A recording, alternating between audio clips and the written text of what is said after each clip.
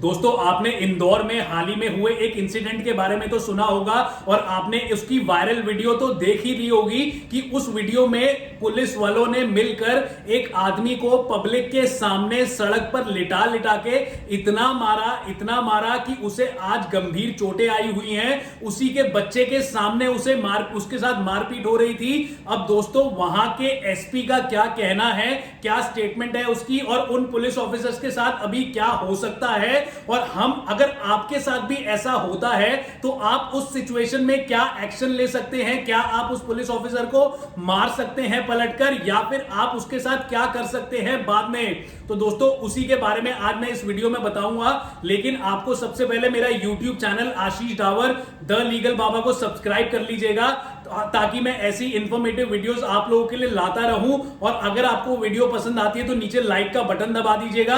और अगर आपको मुझसे कोई भी क्वेश्चन पूछना है, आपको मुझसे कोई भी प्रश्न करना है, तो नीचे डिस्क्रिप्शन बॉक्स में मैं अपना इंस्टाग्राम का एक लिंक दे रहा हूं। आप उस लिंक को क्लिक करिए, इंस्टाग्राम पर आइए, इंस्टाग्राम पर मुझे फॉलो करिए और मेरे को आप डायरेक्ट मैसेज करके कोई भी अपने लीगल क्वेरी पूछ सकते हैं, लीगल क्वेश्चन पूछ सकते हैं, आपको जवाब जरूर दूंगा।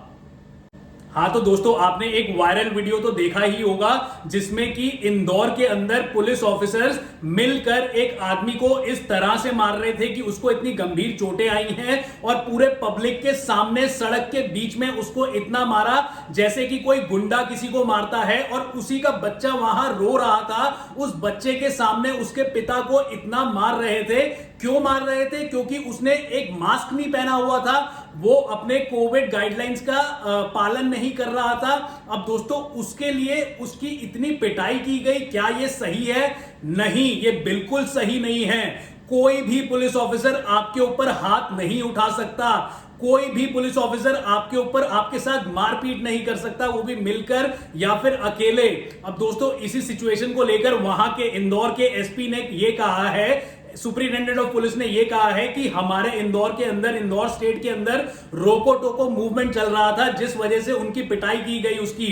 अब दोस्तों रोको टोको मूवमेंट चल रहा था तो आप उस व्यक्ति जिसने मास्क नहीं पहना था, जिसकी आपने पिटाई करी है, तो आप उसको रोकते, आप उसको टोकते कि वो मास्क पहने, वो कोविड गाइडलाइंस का पालन करे। लेकिन आपको कोई भी हक नहीं देता, कोई भी इतनी पावर नहीं देता कि आप उस व्यक्ति को मारे पीटे और उसके साथ इतनी बदतमीज से सलूक करे, सड़क के बीच में उसी के बच्चे के सामने आप उसे मारे। आप ऐसा नहीं कर सकते।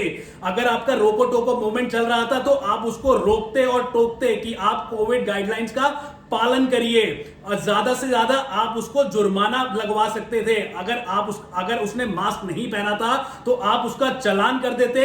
लेकिन किसने कहा था आपके ऑफिसर्स को उनको मारने पीटने के लिए, वो भी जानवरों की तरह। और दोस्तों हद से हद क्या होता, अगर आप चालान भी नहीं करना चाहते तो आप under section 151 CrPC criminal procedure code 1973 के तहत आप उस व्यक्ति को गिरफ्तार कर लेते, गिरफ्तार करके मजिस्ट्रेट के सामने पेश कर देते या फिर कोर्ट के सामने पेश कर देते। लेकिन किसने आपको इतनी पावर दी कि आप उसे मारे पीटे इतनी बुरी तरह, जानवरों की तरह, कि उसको चोटें आ जाए और उसी के बच्चे के सामने आप उसे मार रहे हो, भरी पब्लिक में उसे मार रहे हो जैसे कोई पिक्चर या मूवी का सीन चल रहा हो। ऐसा किसी को भी पावर नहीं दी जा सकती, आप किसी को भी ऐसे नहीं मार सकते।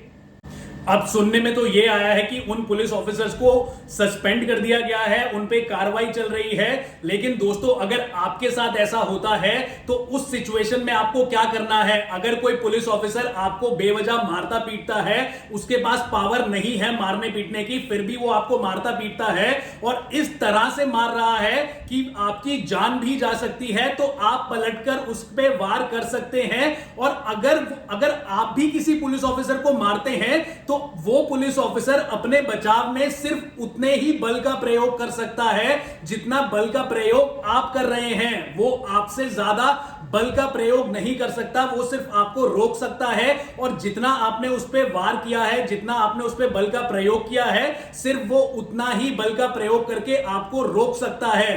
किसी भी पुलिस ऑफिसर को यह इजाजत नहीं दी जाती सरकार की तरफ से कि वो आपको जानवरों की तरह सड़क पर बीच में मारे पब्लिक के सामने। और दोस्तों अब ये बोला जाता है कि वहां के जिन पुलिस ऑफिसर्स ने मारा था उनको सस्पेंड कर दिया गया है, उन पे कार्रवाई चल रही है। लेकिन अगर आपके साथ ऐसा होता है तो आपको क्या करना है मैं बताता हूं।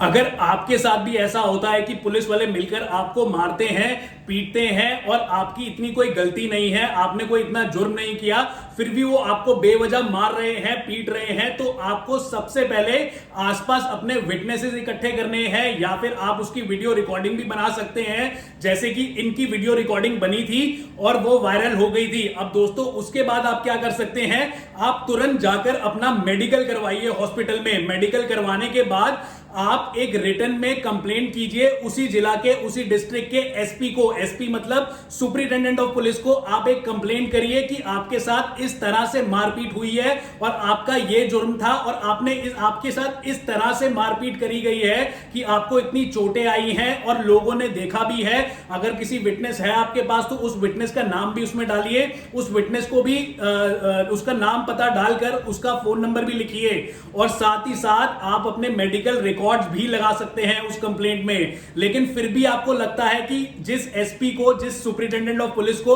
आपने कंप्लेंट करी है वो आपका साथ नहीं दे रहा और वो अपनी पुलिस के साथ दे रहा है, लेकिन आपको क्या करना है उस सिचुएशन में, आपको डरना नहीं है, ना ही आपको घबराना है। आप क्या कर सकते हैं, आप एक कंप्लेंट डीसीपी यानी कि डिप्टी कमिश्नर ऑफ पुलिस या फिर कमिश्नर ऑफ पुलिस को भी आगे फॉरवर्ड कर सकते हैं, उनके भी कान में ये चीज ला सकते हैं कि आपके साथ इस तरह से मारपीट हुई है और आपने एक कंप्लेंट एसपी को दी है, सुपरिटेंडेंट ऑफ पुलिस को दी है, बट उस पर कोई भी एक्शन नहीं लिया गया, तो भी आप कमिश्नर ऑफ पुलिस या फिर डिप्टी कमिश्नर ऑफ पुलिस से प्रेयर करेंगे उस रिटन कंप्लेंट में कि आपकी कंप्लेंट पे कोई एक्शन लिया जाए।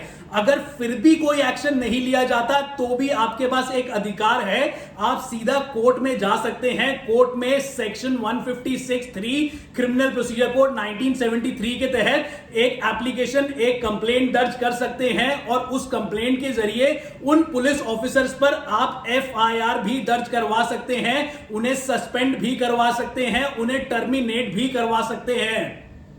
अब दोस्तों एफआईआर होने के बाद कोर्ट के जरिए अब आपको क्या करना है वो भी मैं आपको बता देता हूं। हर स्टेट के अंदर एक पुलिस कंप्लेंट अथॉरिटी होती है, आप वहां जाकर एफआईआर की कॉपी दे सकते हैं, उनको एक रिटन में भी कंप्लेंट दे सकते हैं कि आपके साथ इस तरह से मारपीट करी गई है और आप एक बैलेंस इन्वेस्टिगेशन चाहते हैं इस मामले में ताकि कोई भी भेदभाव ना हो और वो पुलिस ऑफिसर्स या फिर कोई भी पुलिस स्टेशन वाले किसी भी प्रकार का उन पुलिस ऑफिसर्स के साथ जिन्होंने मारपीट करी है कोई भी भेदभाव ना करे इन्वेस्टिगेशन के जरिए, इन्वेस्टिगेशन के अंदर। तो आप एक काम करिए, आप पुलिस कंप्लेंट अथॉरिटी में भी वो एफआईआर की कॉपी भिजवा दीजिए, वहां पर रिटन कंप्लेंट दे दीजिए ताकि पुलिस कंप्लेंट अथॉरिटी भी उस चीज पर इन्वेस्टिगेशन करे और वहां पर जो भी गलत हुआ है बिना किसी भेदभाव के वो अपना फैसला एक रिपोर्ट बनाकर कोर्ट में जमा करें। अब दोस्तों इसके साथ साथ आप क्या कर सकते हैं, अगर आपको और भी सेफ होना है